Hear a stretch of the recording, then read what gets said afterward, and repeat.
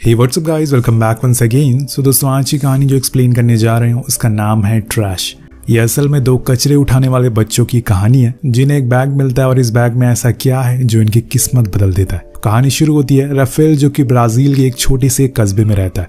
उसका काम है शहर में घूम घूम कर कचरे उठाना। लेकिन यहाँ हम उसकी एक वीडियो देखते हैं जिसमें वो किसी को शूट करने की कोशिश करता है लेकिन कर नहीं पाता, जिसके बाद राफेल हमें खुद की कहानी बताता है। अब यहाँ से सीन शिफ्ट होता है जॉर्ज नाम के शख्स पे जो एक गहरे सदमे से गुजर रहा है क्योंकि उसकी बेटी पिया जो कि सिर्फ 10 साल की थी उसकी मौत हो चुकी है और वो उसे एक ताबूत में रखकर दफनाने ले जा रहा है। लेकिन यहाँ वो किसी चीज से काफी डरा हुआ है और यही वजह है कि वो उसे दफन करते समय उदास होने से ज्यादा डरा हुआ लग रहा है। अब जॉर्ज घर वापस आता है जहाँ पर उसे पता चलता है कि टाउन में पुलिस आ गई है और ये देखकर वो किसी को कॉल करता है और उसे वार्न करता है कि वहां से निकल जाओ।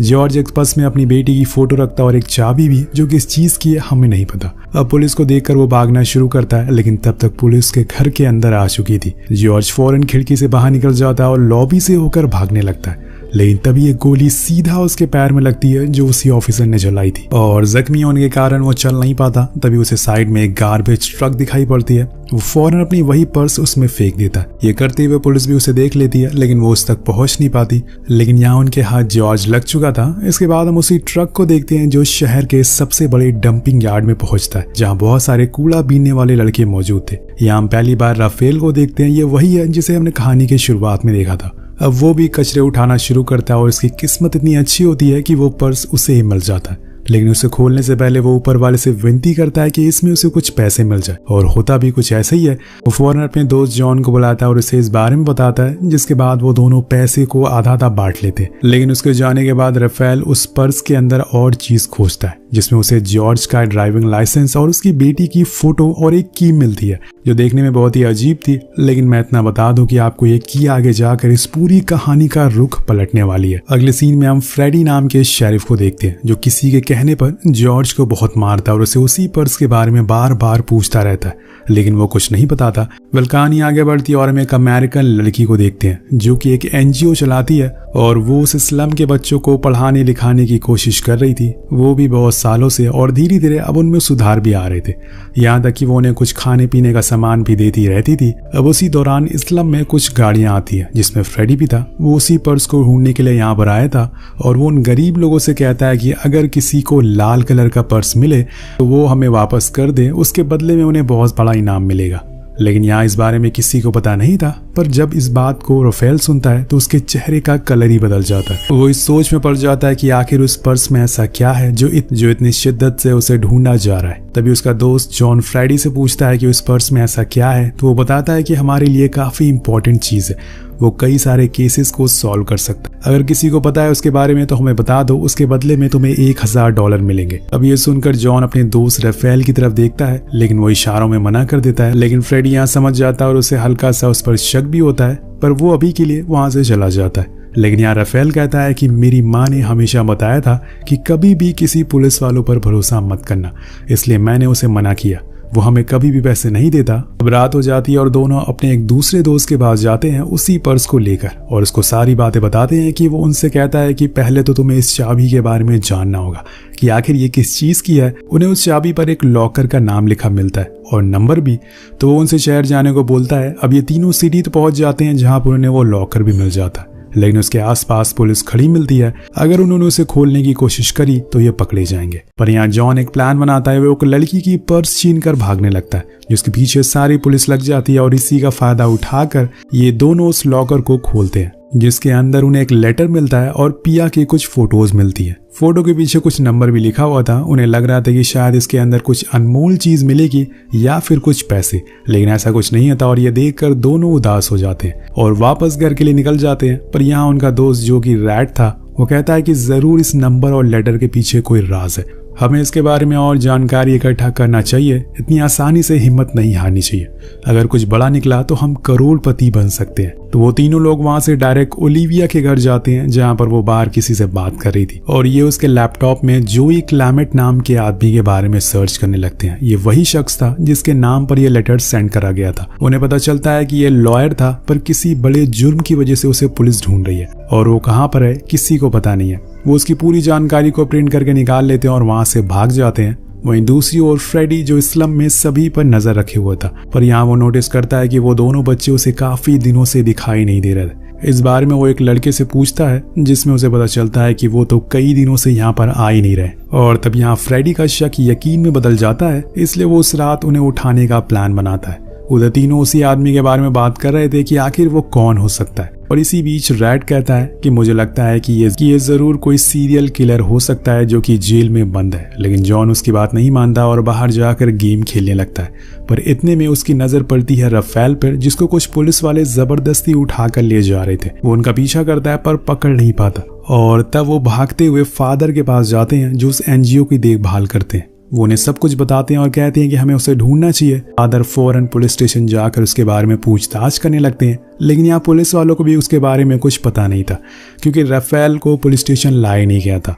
उधर हम देखते हैं कि वो पुलिस वाले रफेल को फ्रेडी के पास लेकर जाकर छोड़ देते हैं, जहाँ वो उसे पूछता है कि अगर तुम्हें कोई ऐसा पर्स मिला है तो हमें बता दो। लेकिन वो अपनी बात पर अड़ा रहता है और मना कर देता है। तब वो कार के पीछे उसे बंद कर देता है और बहुत ही टक्करें मारता है, जिससे कि रफेल पूरी तरीके से जख्मी हो जाता है।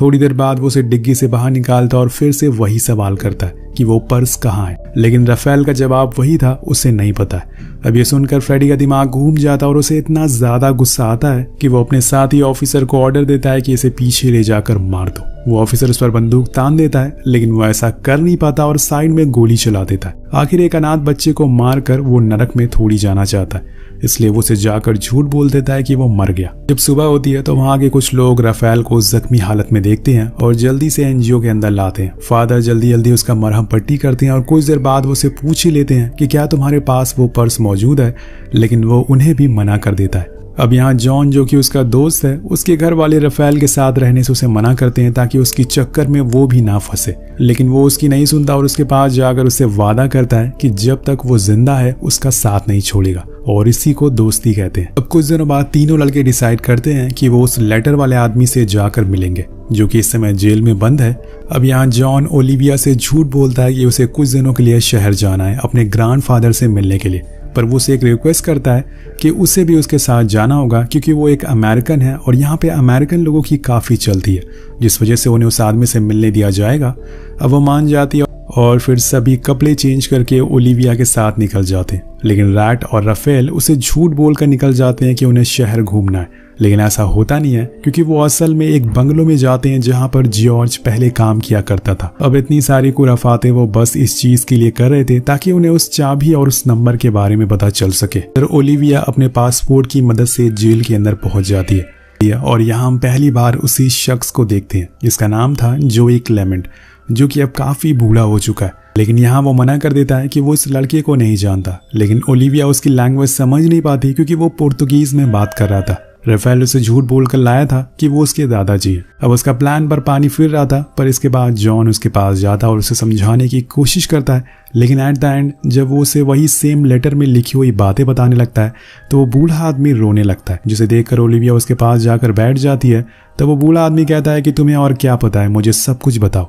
तो जॉन उस लेटर को याद करके उसे पढ़ना शुरू करता है, जिसमें हमें पता चलता है कि जॉर्ज सालों पहले जहां पर काम करता था वो एक माफिया बिजनेसमैन था जिसके पास पैसों की भरमार थी, और एक दिन जॉर्ज ने उन सारे पैसों को और कुछ पेपर्स को चुरा लिया क्योंकि वो शहर में बहुत बड़ा करप्शन कर रहा था और देश को बर्बाद कर रहा था। पैसे चुराने के बाद उसने वो जॉब छोड़ दी और अपने घर आ गया, पर कुछ दिनों बाद उसकी बेटी की तबीयत बहुत खराब हो गई और फिर एक दिन उसने इस दुनिया को अलविदा कह दिया। यह वो बूढ़ा शख्स कहता है कि पिया मेरी नेफ्यू थी, यानी कि ये आदमी जॉर्ज के डैड है, और तब से ही लेकर आज तक वो माफिया अपने पैसों के लिए जॉर्ज को तकलीफ दे रहा है, लेकिन वो पैसे कहाँ हैं जॉर्ज के अलावा किसी को पता नहीं है। इसके बाद उस बूढ़े आदमी को सभी बातों पर यकीन हो जाता है और वो जॉन से कहता है कि अब तुम ही हो जिस पर मैं भरोसा कर सकता हूँ, लेकिन वो जगह कहाँ पर है जहाँ जॉर्ज ने उन पैसों को छुपाया ये तो मुझे भी नहीं पता। लेकिन उसी समय वो अपने एक आदमी से कहता है कि जब ये लड़का यहाँ से बाहर निकले तो तुम इसे मेरी बाइबल दे देना, जिसमें तुम्हें अपने सारे सवालों के जवाब मिल जाएंगे। अब बाइबल की मदद से उन्हें कुछ पहेलियां सुलझानी पड़ेंगी, जिसके लिए इन्हें सबसे पहले उस बाइबल की जरूरत है जो कि उस बूढ़े आदमी के दोस्त के पास है। पर यहाँ पे साइड में खड़ी ओलिविया को कुछ समझ नहीं आ रहा था कि असल में यहाँ चल क्या रहा है, और इसीलिए जब वो घर आती है तो इस बारे में उससे पूछती है, लेकिन वो उसे भी कुछ नहीं बताता। तभी रफेल कहता है कि आप हमारी एक वीडियो शूट करो कि आखिर फ्रेडी ने हमारे साथ क्या किया है। तो वो मान जाती है और उनकी एक वीडियो बनाती है जिसमें राफेल बताता है कि फ्रेडी ने उसे मारने की कोशिश करी थी, लेकिन वो बच गया क्योंकि उसके दोस्त ने उसे नहीं मारा। ये वीडियो वो इंटरनेट पर पोस्ट कर देती है, जिसके कुछ देर बाद बवाल मच जाता है। सभी लोग फ्रेडी को गालियां देने लगते हैं। इतने में फ्रेडी भी उस वीडियो को देख लेता है और फौरन उनके घर पहुंच जाता है, लेकिन उससे पहले ही वो तीनों वहां से निकल जाते हैं। पर यहाँ पर फ्रेडी को ओलिविया के घर पर वही लाल पर्स मिलता है, जिसे देखकर वो समझ जाता है कि उन लड़कों को पैसों के बारे में सब पता लग चुका है। वो ओलिविया से उनकी लोकेशन पूछता है, लेकिन उसे तो कुछ पता ही नहीं था वो कहाँ गए और ये सब असल में चल गया है। और इसी गुस्से में फ्रेडी ऑर्डर देता है कि इस पूरे स्लम को जला दो। हम पूरे स्लम को जलते हुए देखते हैं, जिससे हजारों लोग बेघर हो जाते हैं। उनके रहने खाने का सामान सब कुछ जल जाता है। उधर वो तीनों बच्चे सिटी की ओर बढ़ने लगते हैं, लेकिन यहाँ पे उन्हें अब कुछ पैसों की जरूरत पड़ेगी, क्योंकि वो आदमी जिसके पास बाइबल है वो इनसे पैसे मांग रहा है। इसलिए जॉन फादर के घर जाता है और उनके पास जितने भी पैसे थे वो उन्हें चुरा लेता है। पर वो एक पोस्टर भी वहां छोड़ देता है, जिसे देखकर वो समझ जाते हैं कि ये जॉन ने करा है, पर क्यों करा ये उन्हें अभी तक पता नहीं होता। इसके बाद राफेल सभी को अपना प्लान समझाता है और खासकर जॉन को, जिसे उस आदमी के पास जाना है उस बाइबल को लेने के लिए। वो उसे बताता है कि उससे लड़ाई मत करना, क्योंकि पुलिस हमें ढूंढ रही है, और हाँ, पहले बाइबल ले लेना और फिर पैसे देना। लेकिन यहाँ उल्टा हो जाता है। जॉन पहले पैसे देने लगता है और सोचता है कि वो बिना पैसे दिए बिना ही बाइबल को लेकर भाग जाएगा। हालांकि वो ऐसा करने में कामयाब तो हो जाता है, लेकिन तब तक वहां पुलिस आ जाती है जो उस आदमी को पकड़ लेती है। पर जॉन भागने में कामयाब था। अब कुछ देर बाद वो तीनों फिर से एक जगह पर मिलते हैं। अब इनका अगला स्टेप था उस फोटो के पीछे जो भी नंबर लिखे हुए हैं उनकी पहेलियों को सुलझाना। तो राफेल लग जाता है। वो सबसे पहले उन नंबर को देखता है। पहला था 909, यानी कि पेज नंबर 909। इसके बाद था 4, यानी कि चैप्टर 4। अगला था 3, यानी कि पॉइंट नंबर 3, और आखिर में था नंबर 10, जिसका मतलब था कि तीसरे लाइन का 10वां वर्ड। अब इन सब चीजों में एक चीज कॉमन थी, और वो थी किसी भी जानवरों के नाम, जैसे कि काऊ, बुल, गोट, जिसे देखकर राफेल को उस लॉटरी के बारे में याद आता है जो उसे जॉर्ज के पर्स में मिली थी। वो उन जानवरों के आगे लिखे हुए लॉटरी नंबर को मैच करता जो किसी एड्रेस की तरफ इशारा कर रहा था। तभी अचानक से वहां पर जॉन आता है जो उन्हें बताता है कि पुलिस यहां पर पहुंच चुकी है। वो फौरन वहां से भागने लगते हैं, लेकिन जल्दबाजी में वो उस नंबर को मिटा नहीं पाते, जिसकी वजह से फ्रेडी उसे देख लेता है। उसे सब कुछ समझ आ जाता है। उधर राफेल एक कब्रिस्तान में पहुंचता है सबसे छुपते छुपाते, लेकिन अभी उसे वो पहेली का हल नहीं मिला था। उसी दौरान उसके हाथ में एक जीसस की फोटो होती है जो उन्हें उसी पर्स के अंदर से मिली थी। तभी उसे ध्यान आता है कि जॉर्ज के सबसे ज्यादा करीब उसकी बेटी थी, और उसके मरने के बाद भी जरूर वो पैसे उसकी बेटी के आसपास ही होंगे। इसलिए वो उसी ग्रेवयार्ड पर पिया की कब्र को ढूंढने लगता है, जो उसे मिल भी जाती है और वहां पर प्रे करने लगता है। पर उसी दौरान पीछे से उसे पिया खड़ी हुई दिखती है। जी हाँ दोस्तों, ये सच है, वो कभी मरी नहीं थी। जब तक जॉर्ज पुलिस के हाथ नहीं आया था वो तब तक वो यहाँ पर आता था, उसे खाना लाकर देता था। लेकिन उसके जाने के बाद वो भूखी रहती थी, तो वो राफेल से कुछ खाना मांगती है। लेकिन उसी दौरान वहां पर फ्रेडी आ जाता है जिसने उन दोनों लड़कों को पकड़ लिया था। अब वो तीनों से कहता है कि इस कब्र को खोदो, तो वो उसे खोदना शुरू करते हैं, जिसके अंदर से उन्हें करोड़ों रुपए मिलते हैं, और साथ में एक रजिस्टर भी, जो कि उन करोड़ों रुपए से ज्यादा कीमती था। और ये देखकर फ्रेडी उस माफिया डॉन को कॉल लगाता है और कहता है कि मुझे पैसे तो नहीं मिले, लेकिन वो रजिस्टर मिल गया। पीछे से पिया आकर उसके सर पर हमला कर देती है, जिससे वो गिर जाता है, और इतने में राफेल उसे बंदूक छीन लेता है और उस पर तान देता है। ये सेम वही सीन होता है जो हमने कहानी की शुरुआत में देखा था।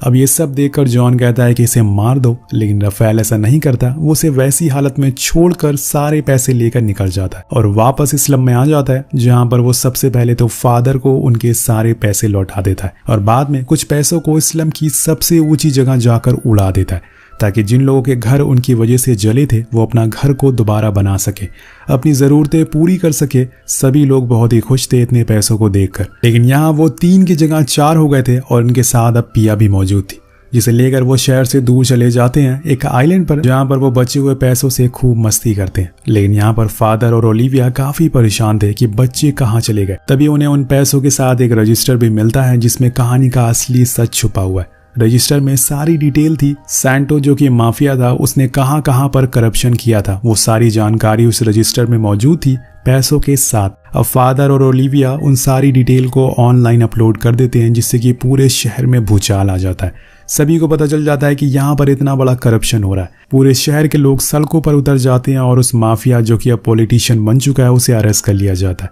शहर के सभी लोग का एक ही सवाल था कि आखिर वो बच्चे कहाँ हैं। सभी इन तीनों को ढूंढ रहे थे, लेकिन ये चारों अपनी लाइफ को एंजॉय कर रहे थे।